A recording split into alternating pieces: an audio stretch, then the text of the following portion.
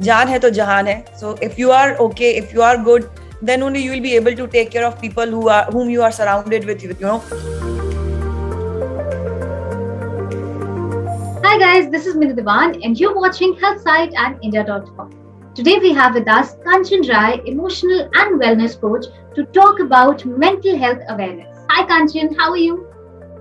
All good, Minnie. How are you? Great. Firstly, I think to begin with, it's World Mental Health Day. So the first question that comes to my mind is, what is the significance of World Mental Health Day? Actually, many significance is really very huge. Generally, 10th of October is celebrated, as a moment which involves increment of global mental health education and advocacy against the social stigma that is often associated with us.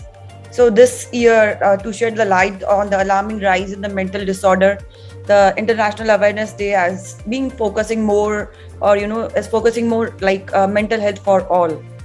So that people can invest more in their mental health, and they could actually talk and seek support which is related to mental health, unfortunately, which is still a stigma in our society. That's true. But when we talk about mental health, we often hear about words, like stress, anxiety, depression.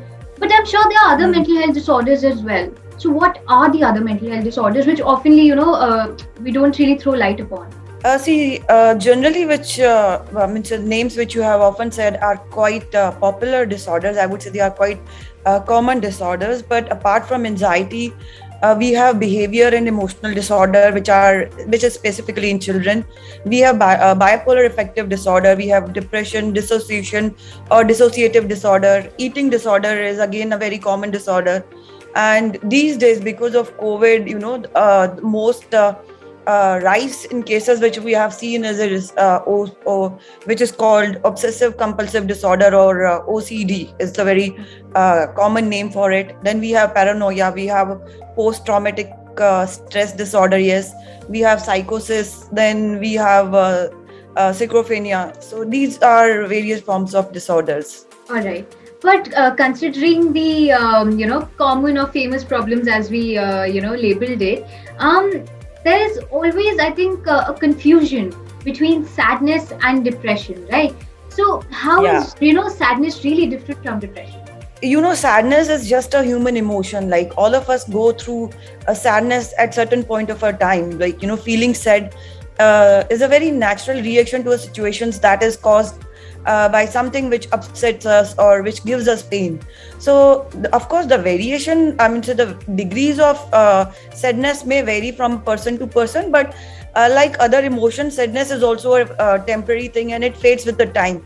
And in this way, like, sadness is different from depression, because depression is a very longer term mental illness.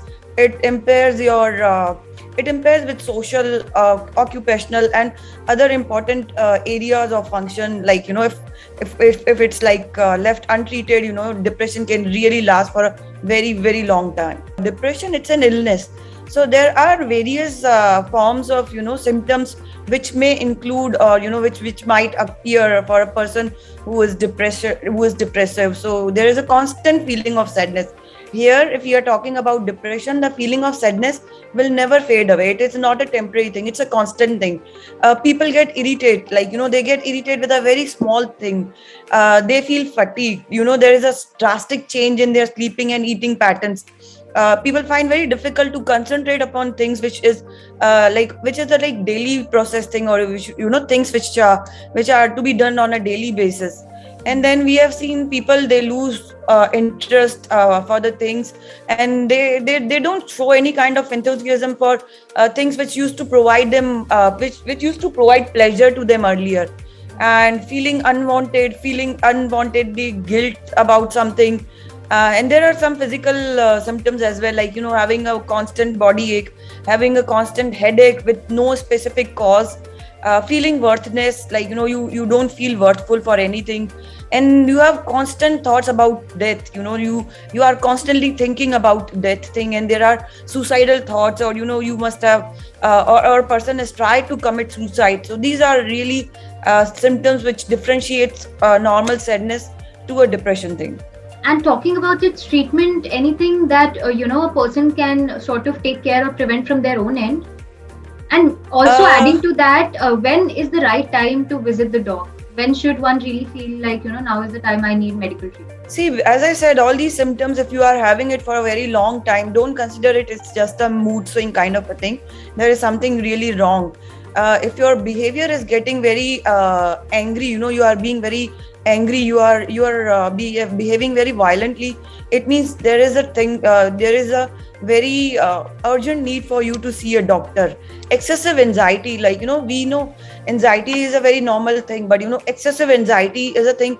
If it's occurring to you, you have to see a doctor very, very soon. And anything that the patients can do from their end in order to prevent depression or mental health problems? Yeah, it's like you have to value yourself first, like, treat yourself with kindness and respect. This is the very important aspect for you to take care of your mental health. If you have to take care of your mind, you have to take care of your body as well. So having a nutritious meal is very important. Cigarette smoking or any kind of other smoking, which is absolutely not advisable.